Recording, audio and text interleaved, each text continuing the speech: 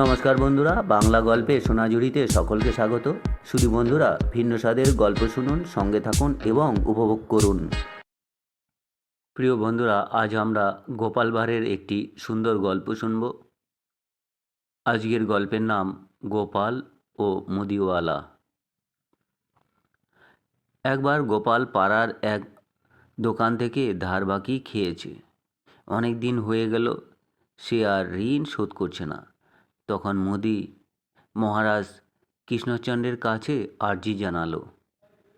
তাকে এসে সে বলল, মহারাজ, গোপাল আমার কাছে অনেক দিন ধরে ধার বাকি খাচ্ছে, কিন্তু সে ঋণ শোধ করছে না। মহারাজ বলল, আপনি কত টাকা পান? মুদি বলল, আমি 7 টাকা তার কাছে পাই। মুদির কথা শুনে মহারাজ গোপালকে তলব করল। রাজার তলব পেয়ে রাজসভায় গিয়ে সে বলল, মহারাজ, আমি ধার বাকি নিয়েছি ঠিকই, কিন্তু 7 টাকা নয়। উনি আমার কাছে 5 টাকা পাবে। আমি ক্রমে ক্রমে ঋণ শোধ করে দিব। আমায় দয়া করে কিস্তিবন্দি করার হুকুম দিন। মহারাজের তাতে আপত্তি ছিল না, কিন্তু গোল বাঁধল দেনার পরিমাণ নিয়ে। পাওনাদার বলল 7 টাকা, আর দেনাদার বলল 5 টাকা। অবশেষে মুদির খাতা তলব করা হলো। দেখা গেল খাতা অনুসারে 7 টাকাই দেনা আছে। গোপাল খাতার ভেতর লেখা ভালোভাবে দেখে বলল, হুজুর, দেখুন কত বড় জোচ্চুরি। আমার কাছে 5 টাকা পায় উনি, আর লিখে রেখেছে 7 টাকা। যে কদিন অরহর ডাল নিয়েছি সে কদিনই মুদি আমার নামে ঘিও লিখে রেখেছে। অথচ দেখুন, আমি কোনো দিন অরহর ডালে ঘি খাই না। আমি গরিব মানুষ, আমি কি ঘি খেতে পারি?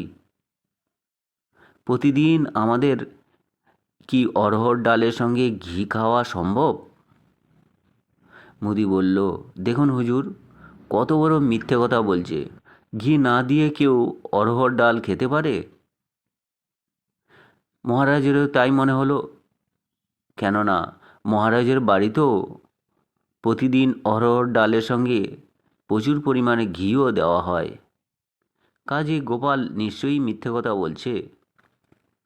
মহারাজ তখন গোপালকে 7 টাকাই শোধ করার জন্য ডিক্রি দিলেন। গোপাল কি আর করবে? ডিক্রি অনুযায়ী মুদির ঋণ শোধ করতে বাধ্য হলো। গোপালের কিন্তু মুদি যে ঠকিয়ে টাকা নিয়েছে, এতে রাগ কিছুতেই কমল না। সে এর প্রতিশোধ নেওয়ার জন্য ভাবতে শুরু করলো।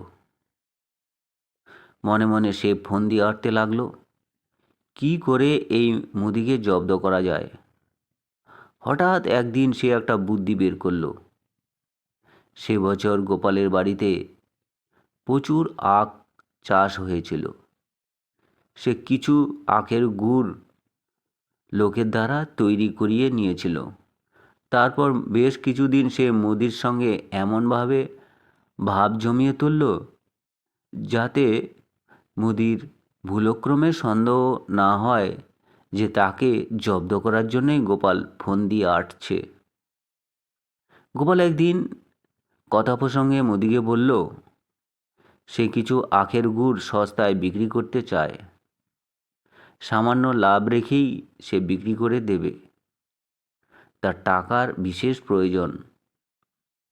আর সস্তা দামের কথা শুনে মুদি সব গুড় কিনতে চাইল। গোপালও গুড় বিক্রি করতে রাজি হলো, কিন্তু তার শর্ত একটা, গুড় কিনতে হলে সেটা কিনতে হবে নগদ টাকায়। মুদি নগদ টাকা দিয়ে পিপে ভর্তি করে সস্তায় গুড় কিনে গরুর গাড়ি করে আনন্দে বাড়ি ফিরে গেল। কয়েকদিন পরে পিপে খুলে মুদি মাথায় হাত দিয়ে বসল। কি সর্বনাশ! সামান্য গুড় উপর দিকে আছে বটে, কিন্তু তলায় সবই বালি মেশানো ইট সুরকির কুচি। হায় হায়, মুদি কাঁদতে লাগলো এবং মনে মনে রাগ হলো। গোপাল নগদ টাকা পেয়ে ছেলে মেয়ে এবং বউকে নিয়ে বাইরে বেড়াতে গেল।